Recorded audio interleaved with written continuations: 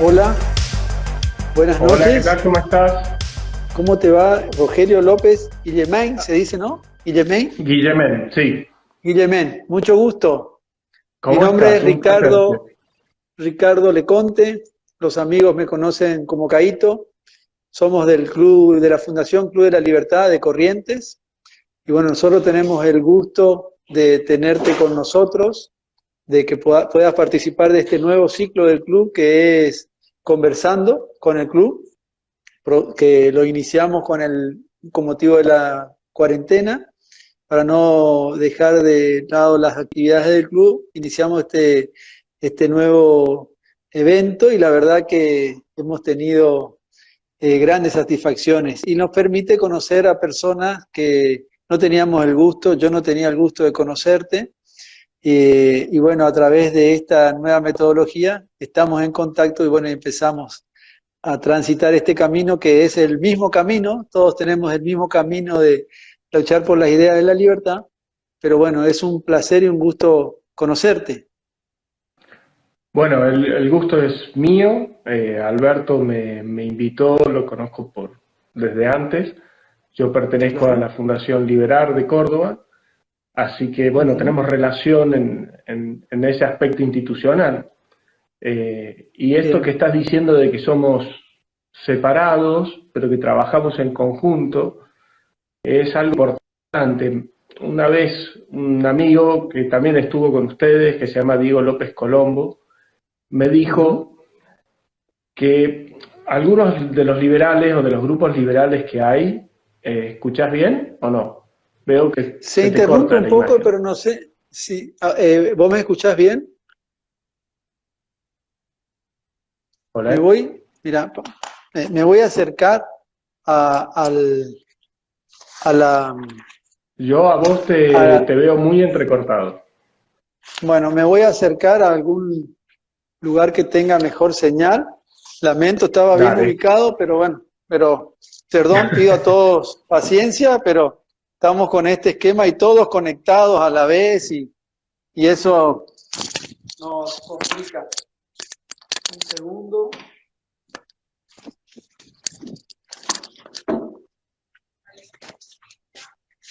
Más allá de tu movimiento, ahí la señal se ve mejor.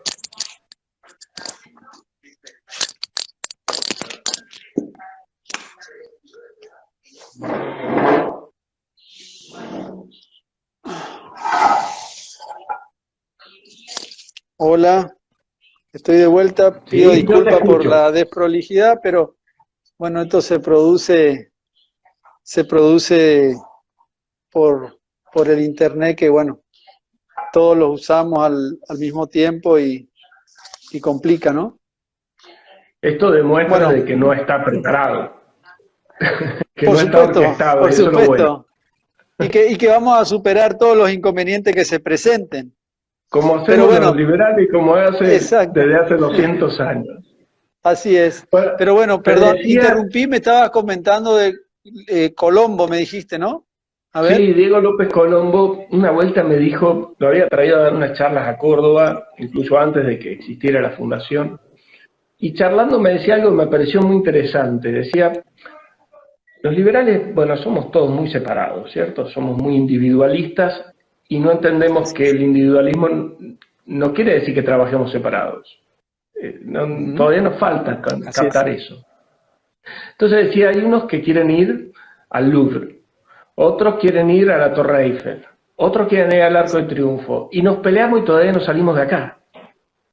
Ah, Entonces nos así pongamos es. de acuerdo, vamos hasta Francia y después nos agarremos allá, pero empecemos por salir de aquí. Lleguemos. Claro, y ese es el Por- tema fundamental. Creo que claro. tenemos que entender que es tiempo y es un momento muy especial para que aunemos fuerzas, aunemos actividades y traslademos un mensaje distinto al que viene escuchando la gente desde hace muchos años. Así Salvo es. cuestiones episódicas, así como flashes que han habido a lo largo de los últimos 100 años, pero en general el discurso ha sido otro. Entonces tenemos que unificar discursos. Y hoy no hay oposición, no solo desde lo político, no hay oposición desde las ideas. Salvo Así 4 o es. 5 pegan gritos, pero no terminamos de unificarnos. Y ese creo que es el gran secreto que nos falta. Porque no lo Así vamos es. a resolver esto ahora, ¿eh? Sin duda, No, no. pero Esto va a llevar décadas. sin duda, así es. Pero antes de entrar en tema, me Sí, faltó presentarte, porque hay gente que se incorporó después. Estamos hablando con el doctor Rogelio López y sos médico, ¿verdad? Médico plástico y profesor en la sí, Universidad Nacional de Córdoba. ¿Es así? sí. En realidad hice 2 especialidades. Soy cirujano general y cirujano plástico. Ajá, muy También bien. soy docente y soy director del Centro Formador de Cirugía de CONEAU. Bueno, Ujú. también inquieto por otras Pe- actividades, no me he podido quedar Pero, quieto nunca. pero bueno, ahí viene mi pregunta. Es raro ver un médico involucrado en la difusión de las ideas liberales, por lo menos para mí. Sí, sí, cómo fue es tu cierto. acercamiento a las ideas liberales? ¿Fue en la facultad? ¿Es de antes? ¿Es por las lecturas fuera del ámbito universitario? ¿Fue por tu actividad Lo mamé privada? desde mi casa, lo mamé desde Ajá, mi casa, desde chiquito. Yo sí. soy cosecha 67, así que, digamos, Ujú, mis primeras acercamientos a las ideas políticas fue en época de dictadura. Es ajá, más, mi primer visita a un calabozo fue en época de dictadura por pegar panfletos políticos. Eh, ajá. ya una vez en la universidad formé parte de UPAU, que era una organización, fundamos UPAU Medicina, Ujú, que era una organización liberal y que nos manteníamos, por lo menos UPAU Medicinas, lejos de los partidos. Intentamos juntar gente que entendiera lo que queríamos hacer con la universidad como un centro verdaderamente de formación de profesionales, con todo lo que implica ujú. ser universitario y profesional, que lo hemos olvidado Claro, y que es parte claro, del problema. Es parte del problema, porque la responsabilidad del universitario es mayor, claro. tiene que ser el generador de cultura en la sociedad. Y hemos abandonado ese rol y se lo hemos dejado a los políticos, a los periodistas, a los artistas, por decirles de alguna forma, y Ujú, hemos dicho, bueno, que ellos lo hagan, yo me dedico a trabajar. Y hemos perdido ese rol.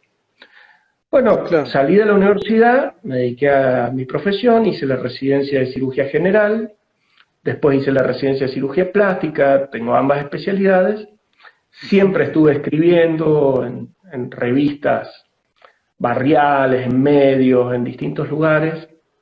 Empecé a estudiar abogacía, hice 2 años de abogacía, después hice un año de la Ah, licenciatura de historia, y siempre intentando mostrar un poco lo que fue Argentina, lo que puede ser Argentina.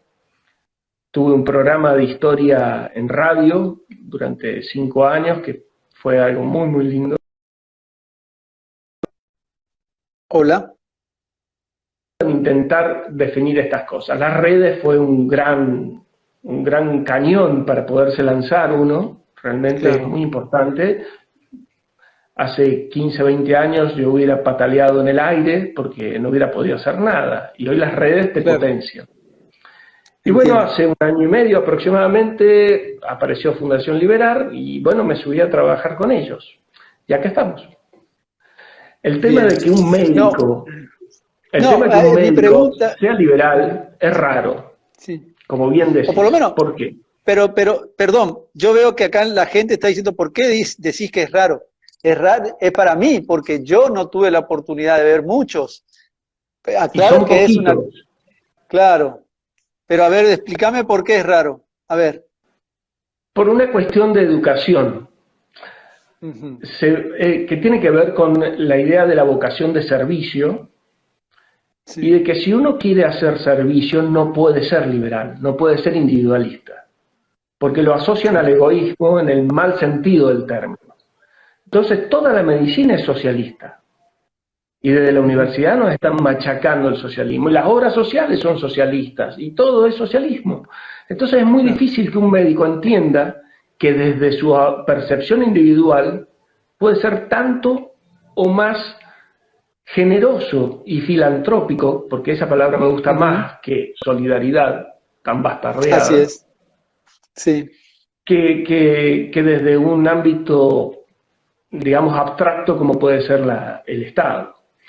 Yo tengo el mejor ejemplo que existe de filantropía.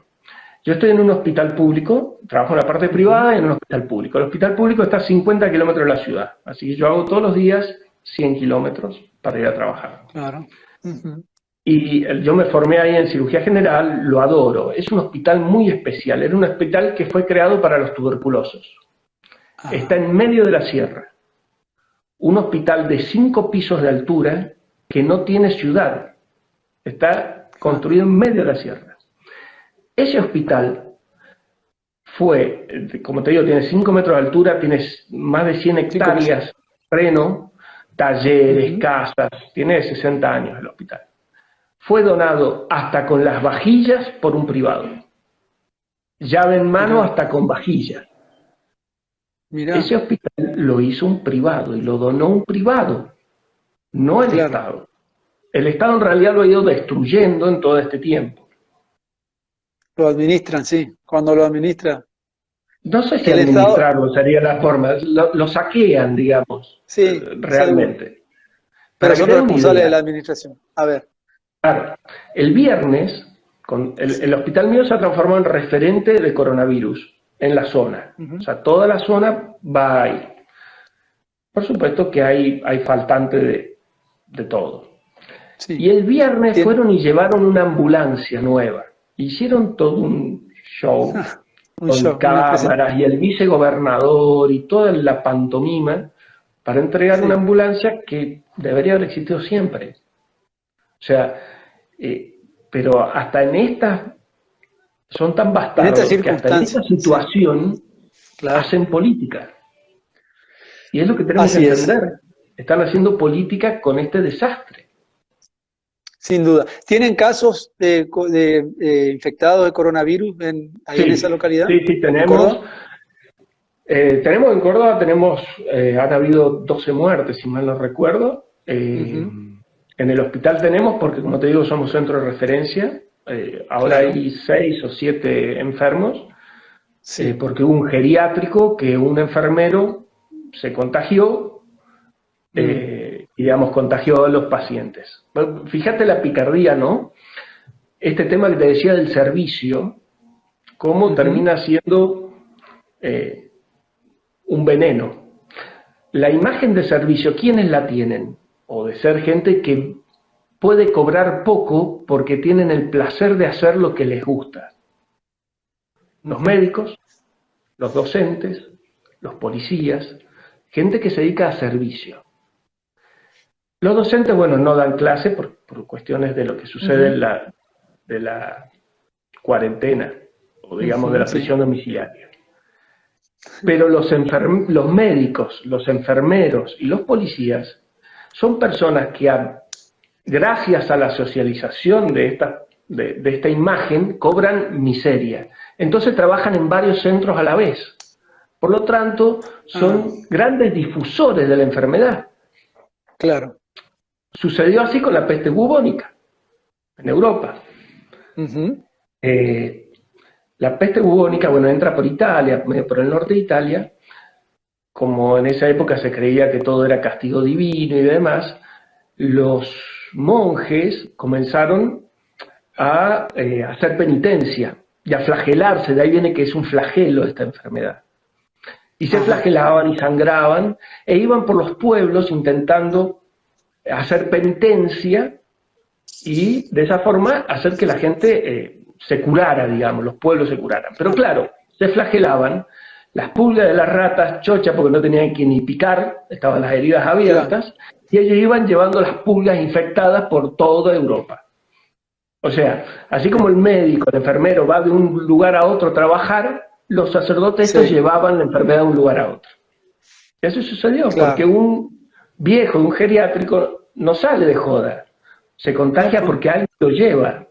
Y lo llevó un sí, enfermero que trabajaba en 7 lugares distintos, gracias a claro, un socialismo que te habla de que somos todos generosos y debemos vivir por el prójimo. claro, claro, es así. Eh, bueno, para entrar en nuestro tema, Dale. el tema de esta conversación, te aclaro que es muy, muy interesante todo lo que me estás contando. Eh, pero bueno, el tema de nuestra conversación es la mentira, no, la rebelión de los mansos. Sí, La rebelión de los mansos, que es el título de un libro que escribiste, ¿verdad? sí, es mi segundo libro. O sea, y Yo hay otro escribí, libro, ujú, y sí, hay escribí otro, un primer libro sí, hace unos 12 años que se llama El ajá, Imperio y la Decadencia Argentina, ajá, que es un ensayo. sí, Después, cuando vi que no se leía demasiado, entonces me hice un planteo. Dije, a ver, ¿quiénes leen en Argentina? Principalmente las mujeres. Bien, ¿qué leen las mujeres? En ese momento estaba de moda Florencia Bonelli. Entonces ajá, dije, novelas. sí, Y tienen que tener sexo para que las lean más, al estilo Florencia Bonelli. Así que empecé a bien, idearlo por ese lado. Y después me colgué de la idea de un libro que para mí es fantástico, que es La Rebelión de Atlas, y dije, claro, bueno, vamos a hacer una versión cordobesa en cuanto a ajá, concepto, no que sea una copia, pero en cuanto al concepto, es decir, en una sí, novela metamos ideas. Y así nació La Rebelión de los Mansos, que lo habré publicado hace unos 4 años. sí, Así que en sí, sí, realidad el macrismo me robó le voy a tener que cobrar copyright por el título. Después de eso claro, hice una reedición ampliada del Imperio de la Decadencia Argentina, ujú, que se llama Recargado, y sí, actualmente estoy terminando un libro acerca de educación y generación Z, que creo que es ajá. el gran desafío porque es a donde tenemos que apuntar. Está bien, claro. La rebelión, ¿en qué consiste la rebelión de los mansos? Hay un protagonista que es Sebastián Aguirre, ¿verdad? ¿Es así? Sí, así es. Bien, yo te tengo que reconocer que no leí tu libro, así que me Bueno, cuestión de gustaría, leerlo. por supuesto, me gusta leer, por supuesto, y va a ser uno de los próximos, porque tengo el gusto, como te decía, de conocerte en esta oportunidad. Así que una de las próximas lecturas va a ser tu libro, pero me gustaría que me cuentes un poco esta parodia que decís de Ayn Rand o de la rebelión de Atlas, adaptado a Córdoba, en qué consiste. Sé que es Sebastián Aguirre, un trabajador con valores, honesto, y ¿qué le pasa? ¿Qué le pasa a este hombre? ¿Tiene Bien. algo que ver con nuestra realidad? Sí, más que una parodia de la rebelión de Atlas, digamos, tomo el modelo de entender que a través de una Ajá, novela se puede transmitir un mensaje, que en realidad es un concepto muy viejo, porque ya la mitología, a través de historias, metía ujú, mensajes. Entonces, claro. digo, bueno, ok, puede ser este el camino. Y el libro, bueno, trata de una persona que es Sebastián Aguirre, que es un periodista, que le va bien, que está todo bien, tiene un programa de tipo chimentos, así, de entretenimiento, pero él se siente vacío y siente que hay algo que falta. En Sí, su programa recibe mensajes, como todos los programas de radio, y empieza uno a mandarle mensajes con el seudónimo Rebelión de los Mansos. Y le empieza a hacer ajá, trabajar la cabeza y a entrarse a plantear cosas que ve que están mal, que no son como corresponde. Y se empieza él mismo a discutir con él, a discutir con el resto. La gente de a poco va cambiando, va entendiendo de que hay un mensaje distinto. Y bueno, suceden un ujú, montón de situaciones, de amor, de tristeza, de todo, hasta que él logra saber quién es Rebelión de los Mansos. La trama trata de eso, básicamente. El punto es que dentro de esa ujú. trama habrán 5 o 6 mensajes filosóficos del liberalismo metidos dentro de los diálogos, dentro de los eventos. Ajá. Es muy dinámico el libro, es muy dinámico. Bueno, lo presentamos en España, se presentó también en Guatemala, acá en... El pro... Hola, hola, hola. Bueno, segundo, sí, perfecto. ¿El prólogo de tu libro lo escribió Gloria Álvarez? ¿Es así? Gloria Álvarez, sí, sí, sí, sí, sí. Fue antes de que ella escribiera su primer libro. Es más, Ah, estuvo vía online en la presentación en Buenos Aires. ajá. Bien. Sí, divino, y a ella le gustó, le impactó, le pegó, como ella hace algo de periodismo. Eh, Ujú. bueno, se sintió identificada. Y me ha pasado con los periodistas que me han presentado en distintos lados, Sí, que sienten que les toca el corazoncito, claro, porque muchos de ellos sienten una ujú, deuda y entiendo que es muy difícil. Es como en mi caso, digamos, yo estoy metido en un sistema de salud socialista y tirar ideas sí, liberales es una batalla interminable. Y en el periodismo pasa lo mismo. Decir cosas políticamente incorrectas es muy complicado. Es muy complicado. Tenés que tener mucha espalda. Si no, no estás claro, cocinando. claro. Bueno, y esta lucha, hoy lo hablábamos cuando iniciábamos, yo te preguntaba de cómo fueron tus inicios en las ideas liberales. Bueno, me decías que venía de mucho, que venía de tu familia, pero la Argentina eh, no termina nunca de rebelarse contra este sistema autoritario que viene ya de hace más de 70 años. Digo más de 70 años porque, o más, porque me tengo que ir, tengo que pasar de la década, irme para atrás de la década del 40. Algunos ubican la decadencia argentina a partir de la década del 40, yo me voy un poco más atrás en el tiempo y, y cada vez, esto que vos hablás, el tema es fantástico, la rebelión de los mansos, pero nunca terminamos de rebelarnos y cada vez somos más esclavos o prisioneros de las regulaciones y es como que nos adaptamos a esas regulaciones y los que no son tan mansos vuelven eh, a apostar y nos vuelven a generar mayor esclavitud con sus regulaciones porque ahora la gente está, vos lo decías recién, la cuarentena, una prisión domiciliaria, entonces la gente le está echando toda la culpa al coronavirus y a la situación de infectología que tenemos que cubrir y que tenemos que salir adelante, pero nuestra decadencia no es ahora con el coronavirus y ahora vamos a tener una crisis económica producto, el otro día leía en un diario, decía, la inflación es del 5% en este mes, ya se ven los primeros efectos del coronavirus. Es la excusa perfecta el coronavirus, pero nosotros no somos esclavos del coronavirus, sino que venimos de un sistema, siendo esclavos de un sistema al que nos adaptamos, creo, porque nunca termina de llegar esa rebelión. Hemos tenido Sí, ejemplos, la lucha por el campo y otras cuestiones que podemos poner cercano en el tiempo, pero cada son vez, espasmódicos, son reacciones espasmódicas.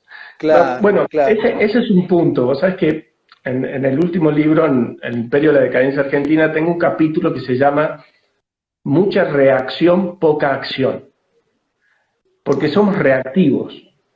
La acción implica un planeamiento, un desarrollo. La reacción es instintiva. Y nosotros Claro. actuamos por reacción. Cuando nos golpean un poco, reaccionamos, nos hacen un poquito de cariñito y dejamos. Mientras tanto, nos siguen acomodando de a poquito, ¿cierto? Claro. Bueno, los más grandes sabrán cómo era Monzón, que iba acomodando del jab de izquierda a Ah, izquierda hasta que ponía a la derecha. Bueno, esto es igual, nos van seguro. acomodando de a poquito con la izquierda hasta que nos pegan.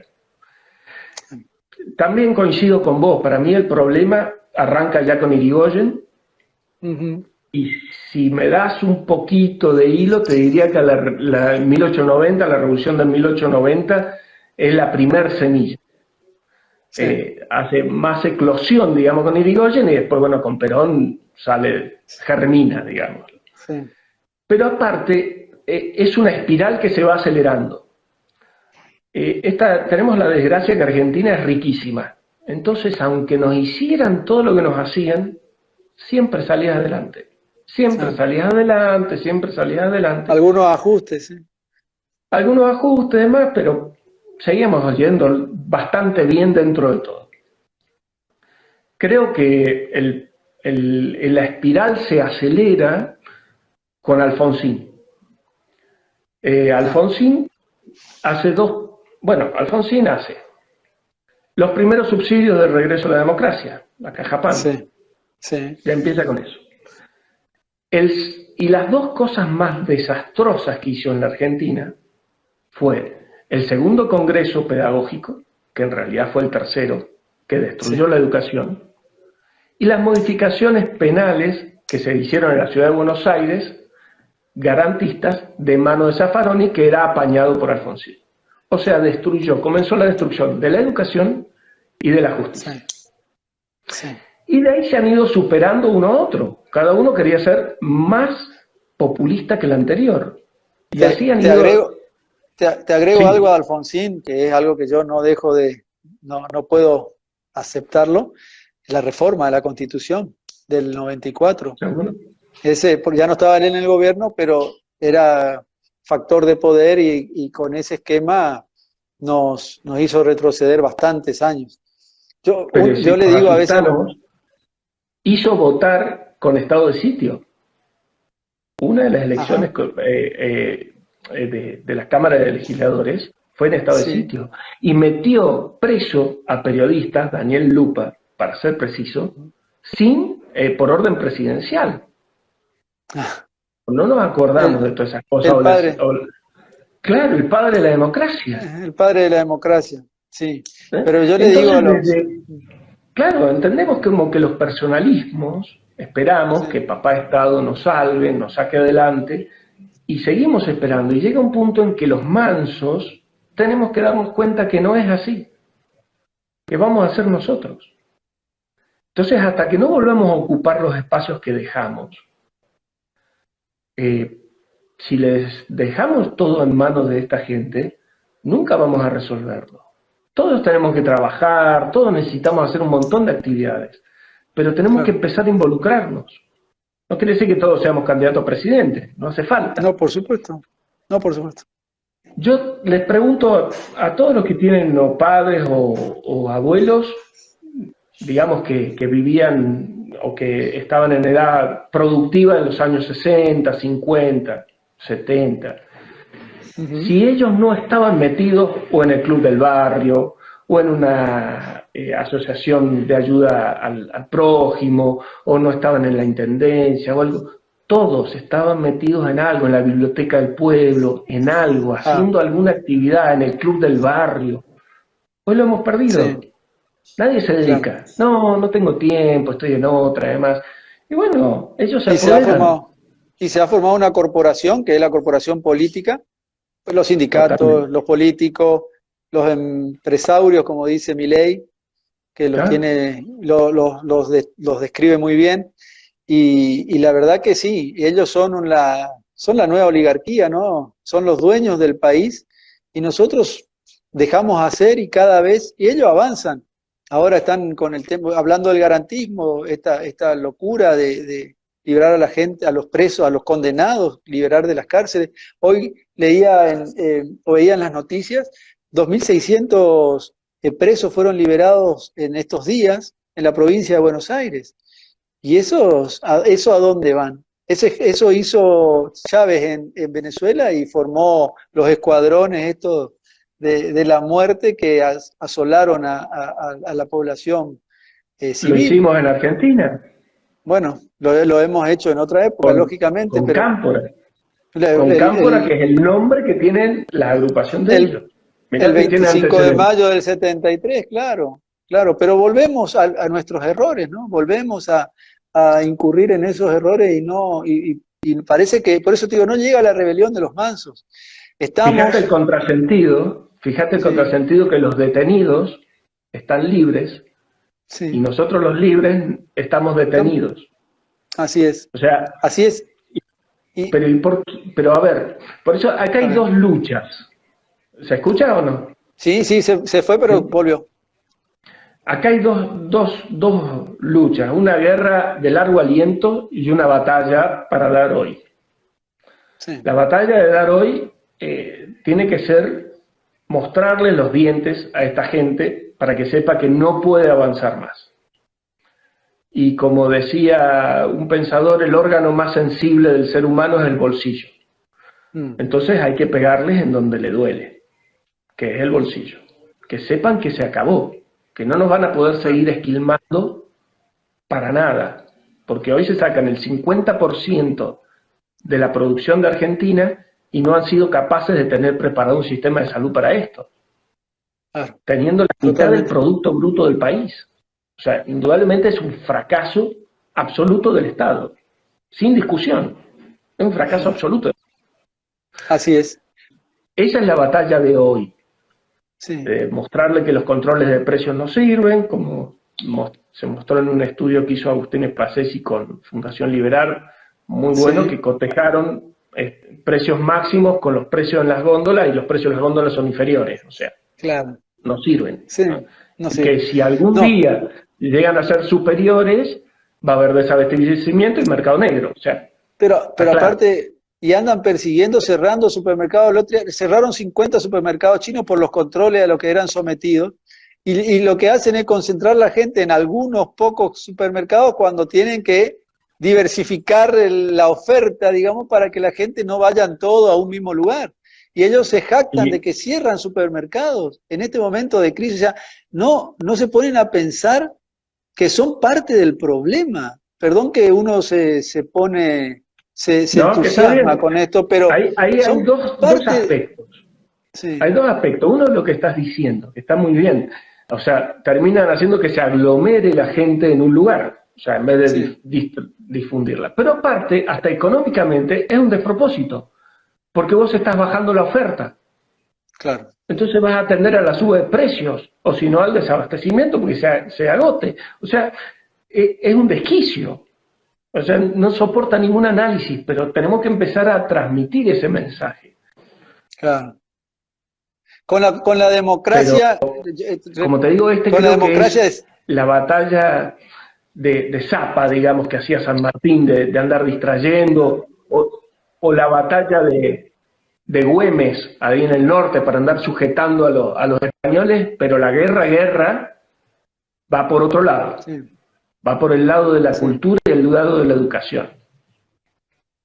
Sin duda. Te me fuiste, no sé si escuchabas. Sí, se escuchó. Ellos han ganado la batalla en las escuelas y en las universidades. ¿Sí? ¿Me escuchás vos a mí? Ah. ¿Sí? Sí, se corta. ¿Ahora? Sí. Ese es el secreto. No. Ellos han ganado. Yo te escucho bien, te escucho cortado. ¿Cómo? ¿Se escucha? Sí, te escucho. Ah, bien, te bien. veo cortado, pero te escucho. Bien, bueno, si se escucha, podemos seguir. No, el otro día, hablando un poco de la rebelión, en las redes sociales, y creo que lo dijo públicamente José Luis Esper, hablaba de una rebelión fiscal. Llamaba a que dejemos de pagar estos impuestos, estos tantos impuestos, porque la clase política no se da cuenta del problema en el que nos encontramos, la crisis que vamos a estar sometidos en los próximos meses, y que los que vivimos de la actividad privada estamos sumergidos en una situación, no podemos generar ingresos, tenemos que seguir pagando los impuestos, y la clase política no toma eso, no hace el esfuerzo, está fuera de su órbita darse cuenta que cuál es el momento de la hora, ¿no? De la situación que vivimos. Ellos siguen cobrando sus sueldos, siguen con sus privilegios, siguen cobrando plus. Acá en Corrientes siguen pagando plus todos los días, se paga un plus a un sector, a otro, y el privado ya no sabe más qué hacer, y los retienen en la casa, y los sancionan, y los detienen a muchos que salen a hacer sus trabajos. O sea, la verdad que vivimos un autoritarismo que es, y el gran objetivo del regreso de la democracia era que con la democracia, o la promesa, era que con la democracia se come, se educa, No sé si te acordás de esa frase y quién lo dijo. Bueno, estábamos No. hablando de Alfonsín. Y con la democracia, evidentemente, estamos peor que hace 40 años desde su regreso, con menos Eso, libertades. ¿Cómo? eso lo digo en el libro, en el último, lo de Ajá, Alfonsín, que en realidad se sí. equivocó porque es en democracia se come, en democracia y no con democracia. La democracia Eso en voy sí no a, es un valor suficiente. eso voy a Aparte, la anotar, democracia no es lo importante es la república. sin duda. O sea, una democracia como la nuestra es mucho menos respetuosa del individuo que algunas monarquías. O sea, no pasa por la democracia. Y yo soy democrático, pero entiendo que el Sí, valor importante a defender es la república. Tenemos claro. que sacar a la democracia como caballito de batalla, correrla a un lado y pelear por la república, entender la república, entender el respeto del individuo como el foco esencial. Mientras no Claro. hagamos entender eso, es muy difícil que la gente cambie de idea. Cuando uno lo plantea, terminan aceptándolo, sobre todo porque los argumentos de la contraparte suelen ser bastante débiles. Yo soy un convencido de que cuando uno pregunta por qué dos veces, ya no saben qué contestar. O sea, nos dicen una cosa y uno dice ¿por qué? Y otra vez, ¿por qué? Se acabó.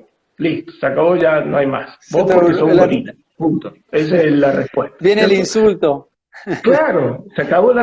Entonces está... Y muchas veces, yo estoy en algunos grupos de debate así grandes, donde hay kirchneristas, hay gente de izquierda, hay posmodernistas, que creo que es el enemigo oculto atrás,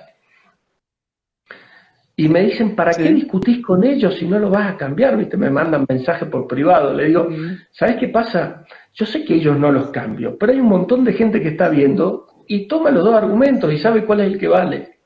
Y a ellos les estoy hablando, no le estoy hablando a este que mononeuronal que no va a cambiar. claro. Lo estoy utilizando. ¿Sí? Y las Sí. escuelas, que bien decías, de la educación, que es la batalla Sí. larga, no la batalla, es la guerra larga, la Sí. guerra que tenemos que dar, está destruida desde el primario. Yo tengo actualmente un hijo que está en secundario en la universidad, mi hija estudia Ujú. comunicación social, así que te imaginas lo que es ese lugar, es el Uf, infierno, es un antro. es el infierno. Sí, Este, y he ido pensando, porque yo decía, bueno, hay que cambiar la educación desde el primario, pero no es posible cambiarla desde el primario. O sea, lo que tenemos que hacer, los profesionales, los liberales, es empezar a buscar espacios dentro de las universidades para formar a los próximos maestros de primaria. A la primaria claro. no vamos a entrar. Entonces, ¿qué tenemos que hacer? El lugar, el ámbito en el cual podemos entrar dentro de la educación es la universidad. Pues tenemos que invadir la universidad, exigir espacios, buscar espacios, eh, exigir que se suspendan cosas. Hay un aula acá en la Universidad en Córdoba que se llama el Che Guevara. ¿Sí? De que hay que decir, basta, no se puede llamar Che Guevara, un homicida, Por estamos locos. supuesto. Entonces, bueno, empezar a ocupar esos espacios, empezar a presentar otros tipos de enseñanza, de mostrar, incluso a las clases se puede asistir aunque uno no sea alumno, porque uno no pierde nunca la condición de universitario en Argentina. Claro. Por eso uno no es egresado, sino es graduado. Entonces uno Ujú. siempre es miembro de la universidad, por lo menos de la Universidad Nacional. Bueno, muy Ya. bien, ir a las clases, tomarnos una horita, decir, voy a tomar un recreo del trabajo y voy a ir a patear unas posaderas de algún miembro de la izquierda en un aula, y cuando de un discurso o de una clase levantar la mano y decirle no es así. Total, ¿qué va a Claro. hacer? No lo van a aplazar porque uno no está de curso. Los alumnos Así es. tienen miedo de decir cosas en contra porque los aplazan. Y lo sé, Sí, lo sé. claro, sin duda. Cuando No. estudiaba, Sí, a ver. los profesores no se metían tanto en eso, la lucha era más entre estudiantes. Ya estando en la agrupación, yo tuve que llamar 2 veces a la policía para poder salir porque no podía salir, estaba sitiado. Pero los profesores no se metían, las autoridades no. Bueno, ahora las autoridades son parte. Sin duda. El otro día veíamos el caso de Antonella Martí, que tenía que dar una charla en la Universidad de Rosario, y bueno, y hubo manifestaciones y pedidos creo que hasta del decano, para que se suspendiera o que no se hiciera la charla. Ese es el ambiente que nosotros que vivimos. Y se puede llamar un aula, se puede llamar Che Guevara, pero no, ni se te ocurra ponerle al aula Bartolomé Mitre, por decirte un expresidente, pero eso está prohibido, y ponerle Che Guevara es bien visto. Lo lamentable de esto, que perdimos la batalla cultural. Ni hablar de Roca. Es que, no, bueno, ni hablar de ahí Roca. Ya no, sin duda, sin duda, pero hemos perdido esta batalla y bueno, y ahí está la cuestión. No, a ver, un ejemplo. Yo cuando estaba en la universidad conversaba con gente de Franja Morada. Yo también no milité mucho, pero era de UPAU, y ese era mi lugar en la facultad. Y la gente con la que hablaba, una vez hablé con un dirigente de Franja, y el gobierno de Alfonsín lo había mandado de viaje a un curso, a un congreso, no sé qué era, y él me contaba orgulloso que había conocido Moscú. Y te estoy hablando del año 85 quizás. Y esta gente, Alfonsín los mandaba a Moscú, a alumnos de Franja Morada. Fíjate cuál era la escuela. Y estos chicos están en la universidad. Alfonsín era de la Internacional Socialista. Sí, sin duda. O sea, pero es claro, no hay mucho para decir. Por eso te digo que el problema viene de antes y se potenció con esta imagen de este hombre bonachón, porque esa es la imagen que tenía, pero que para mí fue te diría, a la altura de los Kirchner. A la altura de los Kirchner de desastroso. Bueno, el hijo por lo menos lo secunda, ¿no? Bueno, pero el hijo, exportación de apellido, nada más. Sí, solamente sin duda. eso. Bueno, estás en la academia, estás escribiendo libros, estás en las redes sociales, participás de una fundación, Liberar, ¿verdad? ¿Estás en la actividad política en algún partido? No. No. No, nunca milité en ningún partido. Si bien soy liberal, no hubo nadie de que me identificara lo suficiente, lo viera con suficiente firmeza como para decir, bueno, hay que meterse en el partido. Meterse en política insume 24 horas del día, 7 días a la semana, y hay que tener espalda para hacer eso, o decidir tener hambre. Son las dos opciones. En lo personal no tengo esa oportunidad, no tengo ese plantel, y no creo que sea el lugar para pelear. A ver, creo que sí tiene que existir, porque tiene que haber referentes, y tienen que intentar crecer lo máximo posible. Hay un mercado que está esperando este espacio. Pero la batalla final, la guerra a largo aliento no es por ahí, porque ese lugar va a ir achicándose cada vez más. Necesitamos cambiarle la cabeza a la gente para que vote a los liberales. Si no, la gente no los va a votar. O sea, hoy un Churchill que en Argentina prometa o ofrezca sangre, sudor y lágrimas, pero lo ponen con un cohete a la luna, lo mandan. Claro, demente, ¿cómo querés que nos sacrifiquemos? Y no entiende que cada vez vamos peor por no tomar las medidas y entender que en la vida hay que pagar costos, porque todo tiene un costo. Y si no lo pagas, lo vas a terminar pagando peor, como está sucediendo.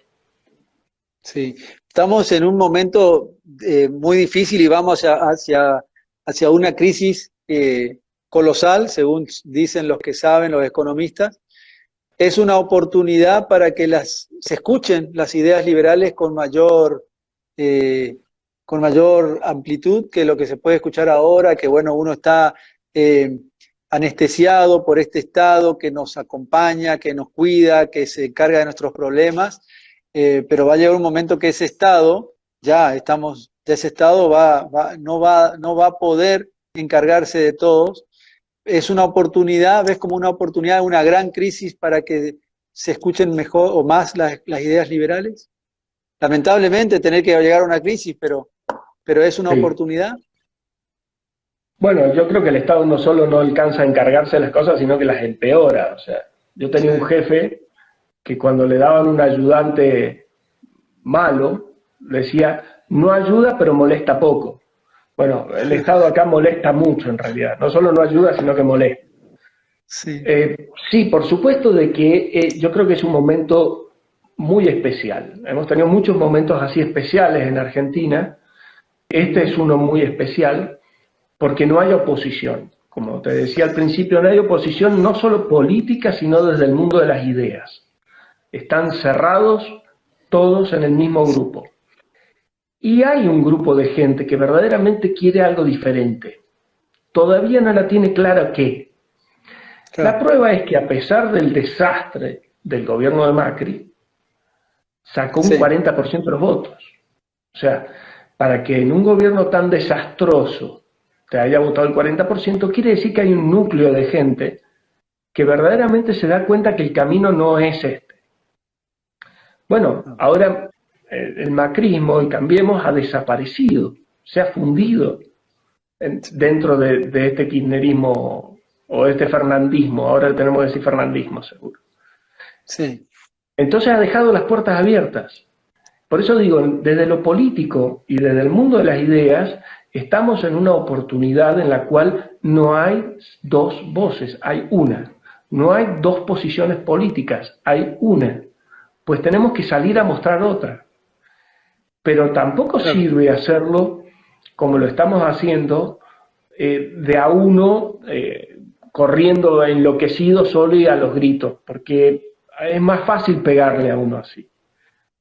Como hacían los romanos, los espartanos, que cerraban falanges, digamos, y avanzaban como bloque. Bueno, por más que cada uno tengamos nuestros intereses, nuestras individualidades, es fundamental que entendamos que si no nos unimos, tanto los ideólogos, digámoslo así, por las fundaciones, los pensadores, si no nos unimos para trabajar en conjunto, cada uno lo suyo, pero coordinados, bien coordinados, y los políticos liberales o los referentes políticos liberales no terminan de unirse, vamos a dejar pasar una oportunidad muy grande. Y si ellos mantienen los privilegios políticos que están agarrando, va a ser muy difícil sacárselos. Porque decía Lord Acton que el poder corrompe y el poder absoluto corrompe absolutamente. Bueno, están con un poder absoluto. Están con un poder absoluto. No, un tema que a mí me da, te lo consulto porque veo que tenés conocimientos de historia y tengo esta crisis de la democracia, esta crisis del sistema de partidos, la crisis de la clase política, no esto del garantismo y bueno, todo lo que un sector, un 40% de la población, a pesar, yo creo que puede haber más gente todavía, porque como decís vos, fue un lamentable gobierno, el anterior. ¿Crees que la Argentina se puede encaminar a una secesión? Digo, esta pregunta te la hago porque uno habla de rebelión fiscal, de que se liberan presos, de que se cierran supermercados, que tenemos un corralito, que la única solución que empieza el gobierno es poner más impuestos, es sacarnos nuestras libertades individuales. Yo creo que hay gente que piensa que la Argentina ha fracasado como proyecto de país o como país y que ven otra cosa, ¿no? Esto es algo que escucho, por eso te consulto si lo has escuchado, si lo pensás, Sí. si lo ves como un riesgo. Hay mucha desilusión. Hay mucha gente que cree que no tiene solución la Argentina y que está viendo en qué momento Como dicen, la única salida es Ezeiza, ¿no? Y están viendo en qué momento se pueden ir. Sí. De los que se quedan, yo creo que somos mansos, somos personas muy aguantadoras, muy hay una palabra específica para esa. Bueno, ya me va a salir la palabra. Que cuando Sí. una persona que se aguanta las cosas, se aguanta los males, se aguanta los golpes, y resilientes, somos muy Ajá. resilientes. Sí. Pero no veo que vaya a ser para que hagamos sedición, porque el argentino en sí no es violento, el argentino por lo menos, el argentino que piensa, no es violento. Fíjate que incluso cuando han habido desmanes o demás, el argentino de pensante se queda en la casa, se queda tranquilo, no hace el lío. Y no es el que está afectado, es él. En cambio, la clase o la gente que ha estado mantenida por el Estado todo este tiempo, sigue estando mantenida por el Estado. Entonces, no ve mayor motivo para rebelarse. Si se rebelan, va a ser rebelarse contra el capital y los oligarcas de los supermercados que no le dan de comer, pero no contra el Estado. Y por lo menos en lo personal, creo que hay que diferenciar lo que es una rebelión de una revolución. Y por eso el libro es La rebelión de los mansos. Porque yo lo veo como algo pacífico en el aspecto de que no hay uso de violencia física, pero con decisión de cambio, con verdadera decisión de cambio. En cambio, las revoluciones son sangrientas, lo ha sido a lo largo de la historia de la humanidad, ¿cierto? Desde la Revolución Francesa, la gloriosa, la que sea. Argentina fue un intento de experimento, toda América fue un intento de experimento republicano. Yo creo que sus independencias vienen por ese lado.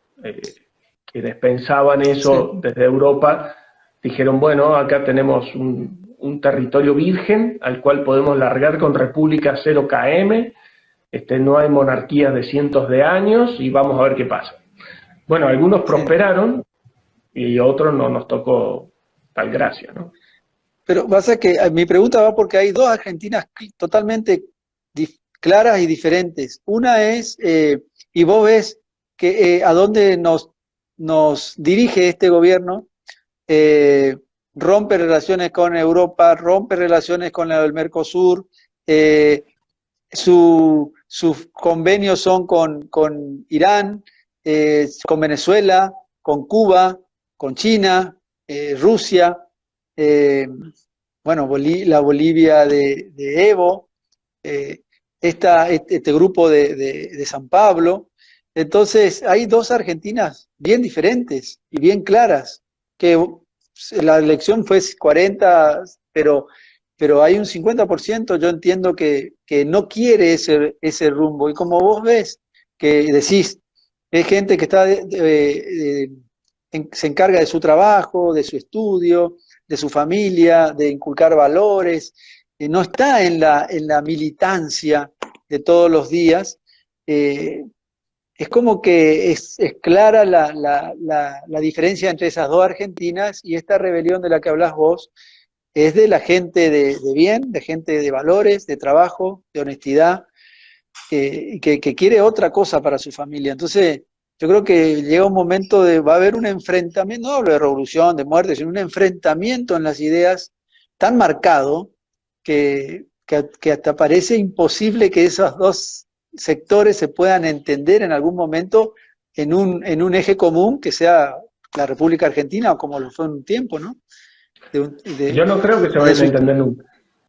Claro. No hay forma que se entienda. Es agua y aceite, no hay forma.